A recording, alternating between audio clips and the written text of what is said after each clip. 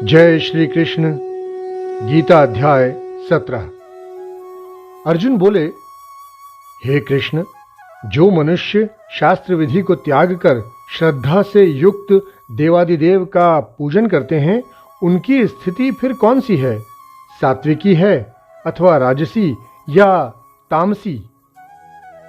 श्री भगवान बोले, मनुष्यों की ये शास्त्रीय संस्कारों से रहित केवल स्वभाव से उत्पन्न श्रद्धा सात्विकी, राजसी और तामसी तीनों प्रकार की होती है।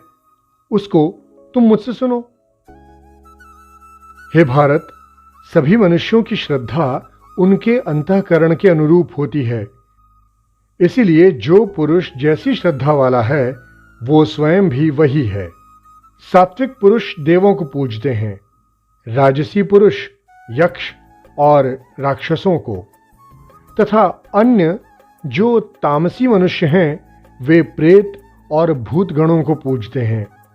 जो मनुष्य शास्त्र विधि से रहित केवल मन कल्पित घोर तप को करते हैं अथवा दंभ और अहंकार से युक्त एवं कामना, आसक्ति और बल के अभिमान से भी युक्त हैं, जो शरीर रूप से स्थित भूत समुदाय को और अंतःकरण में स्थित मुझ परमात्मा को भी कृश करने वाले हैं, उन अज्ञानियों को तुम आसुर स्वभाव वाला जानो। भोजन भी सबको अपनी अपनी प्रकृति के अनुसार 3 प्रकार का प्रिय होता है, और वैसे ही यज्ञ, तप और दान भी 3-3 प्रकार के होते हैं। उनके इन विभिन्न भेदों को भी तुम मुझसे सुनो। आयु, बुद्धि, बल, आरोग्य, सुख और प्रीति को बढ़ाने वाले, रसयुक्त, चिकने और स्थिर रहने वाले तथा स्वभाव से ही मन को प्रिय ऐसे आहार अर्थात भोजन करने के पदार्थ सात्विक पुरुष को प्रिय होते हैं। कड़वे, खट्टे, लवण युक्त, बहुत गर्म, तीखे, रूखे, दाहकारक और दुख, चिंता तथा रोगों को उत्पन्न करने वाले आहार अर्थात भोजन करने के पदार्थ राजसी पुरुष को प्रिय होते हैं। जो भोजन अधपका, रस रहित, दुर्गंध युक्त, बासी और उच्छिष्ट है तथा जो अपवित्र भी है, वो भोजन तामसी पुरुष को प्रिय होता है।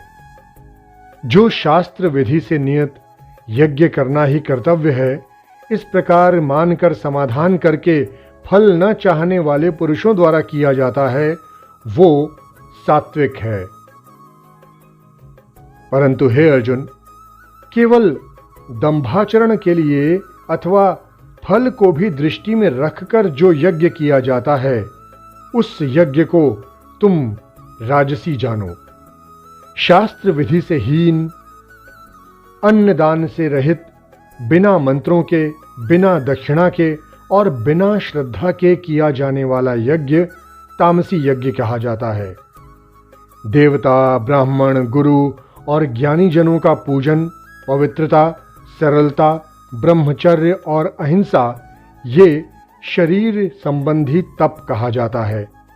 जो उद्वेग न करने वाला, प्रिय और हितकारक एवं यथार्थ भाषण है तथा जो वेद शास्त्रों के पठन का और परमेश्वर के नाम का जप का अभ्यास है, वही वाणी संबंधी तप कहा जाता है। मन की प्रसन्नता, शांत भाव, भगवत चिंतन करने का स्वभाव, मन का निग्रह और अंतःकरण के भावों की भलीभांति पवित्रता, इस प्रकार ये मन संबंधी तप कहा जाता है। फल को न चाहने वाले योगी पुरुषों द्वारा परम श्रद्धा से किए हुए उस पूर्वोक्त 3 प्रकार के तप को सात्विक कहते हैं। जो तप सत्कार, मान और पूजा के लिए तथा अन्य किसी स्वार्थ के लिए भी स्वभाव से या पाखंड से किया जाता है, वो अनिश्चित और क्षणिक फल वाला यानी राजस कहा गया है। जो तप मूढ़ता पूर्वक, हठ से मन, वाणी और शरीर की पीड़ा के सहित अथवा दूसरों का अनिष्ट करने के लिए किया जाता है, वो तप तामसी कहा गया है। दान देना ही कर्तव्य है। ऐसे भाव से जो दान देश तथा काल और पात्र के प्राप्त होने पर उपकार न करने वाले के प्रति दिया जाता है, वो दान सात्विक कहा गया है। किंतु जो दान क्लेश पूर्वक तथा प्रत्युपकार के प्रयोजन से अथवा फल को दृष्टि में रखकर फिर दिया जाता है, वो दान राजसी कहा गया है। जो दान बिना सत्कार के अथवा तिरस्कार पूर्वक अयोग्य देश काल में और कुपात्र के प्रति दिया जाता है, वो दान तामस कहा गया है। ओम तत् सत, ऐसे ये 3 प्रकार का सच्चिदानंद घन ब्रह्म का नाम कहा गया है। उसी से सृष्टि के आदिकाल में ब्राह्मण और वेद तथा यज्ञ आदि रचे गए। इसीलिए वेद मंत्रों का उच्चारण करने वाले श्रेष्ठ पुरुषों की शास्त्र विधि से नियत यज्ञ, दान और तप रूप क्रियाएं ओम इस परमात्मा के नाम को उच्चारण करके ही आरंभ होती हैं। तत् अर्थात तत् नाम से कहे जाने वाले परमात्मा का ही ये सब है।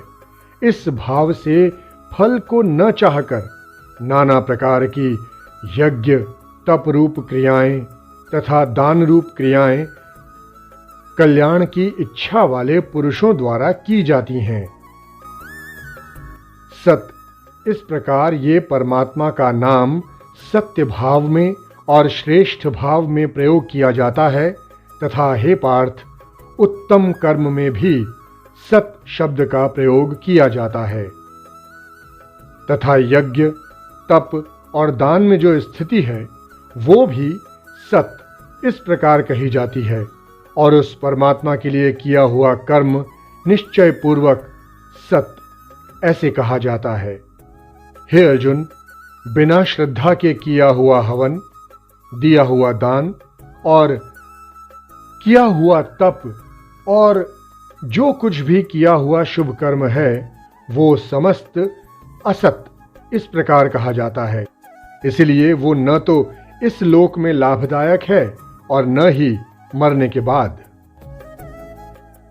गीता का 17वां अध्याय समाप्त। जय श्री कृष्ण।